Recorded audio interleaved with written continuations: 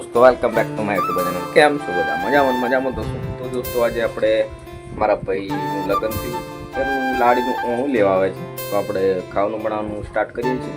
તો જોઈ શકો છો દાળ મુકાઈ ગઈ છે અને તેલ પણ આવી ગયું છે। હવે આપણે ખાવાનું બનાવશું। આગળ બન્યા રહેજો વ્લોગમાં અને વ્લોગ તમે લાઈક અને સબસ્ક્રાઇબ કરી નાખજો તો કહીને એક નાની કામથી કોમેન્ટ કરી નાખજો। ઓકે,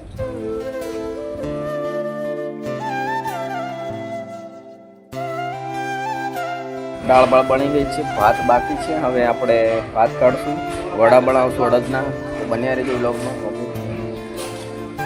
એ છે અમારે કાકા ભાત કાઢે છે, ખરા હા ભાત જ કાઢે છે, તો વ્લોગમાં બન્યા રહેજો દોસ્તો। અને આ બાજુ દોસ્તો મસ્ત મસ્ત અડદના વડા બનતા હતા અને જોઈને મારા મોઢામાં પાણી આવી ગયું। પછી મેં કીધું આ હા શું વડા છે, ક્રિસ્પી ક્રિસ્પી। અમારે વડોની ટોપલી કરવામાં આવે છે, દેશી ભાષામાં એને ટોપલી કહેવામાં આવે છે। તમે શું કહો છો કોમેન્ટ કરજો। અરે દોસ્તો નવી લાડી હોય એટલે વડોની ટોપલી કરવામાં આવે છે, એમાં ટોપલીમાં વડા બાંધીને સામે ઘરે આપવામાં આવે છે। તો હગા ભાઈ બધા આવી ગયા છે। હવે આપણે બધું ખોડાઈ દઈએ।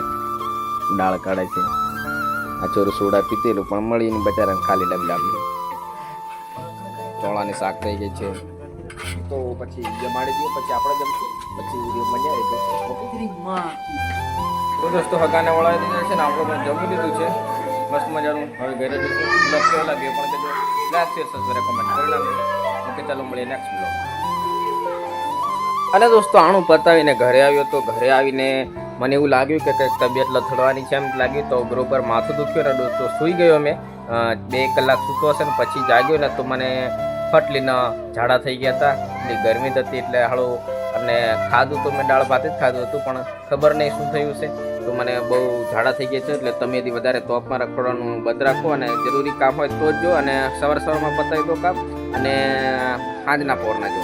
બાકી જેવું તેવું કામ હોય ને તો બીજે દિન આપણે નાઇટમાં કરી લેવાનું, પણ તોપમાં વધારે રખડવાનું નથી કરવાનું દોસ્તો। અને તબિયત બગડી શકે છે, મારી બગડી ગઈ હતી, હમણાં સારું છે, દવા બવા લીધી છે એટલે કમ્પ્લીટ છે। બાકી ને તો વધારે ઝાડા થઈ જતા દ્રમણ પડતી, બાકી સલામત છું સારો છું। તો વિડીયો ગમે હોય તો લાઈક શેર સબસ્ક્રાઈબ કોમેન્ટ કરી નાખજો। ચાલો મળીએ નેક્સ્ટ બ્લોગ।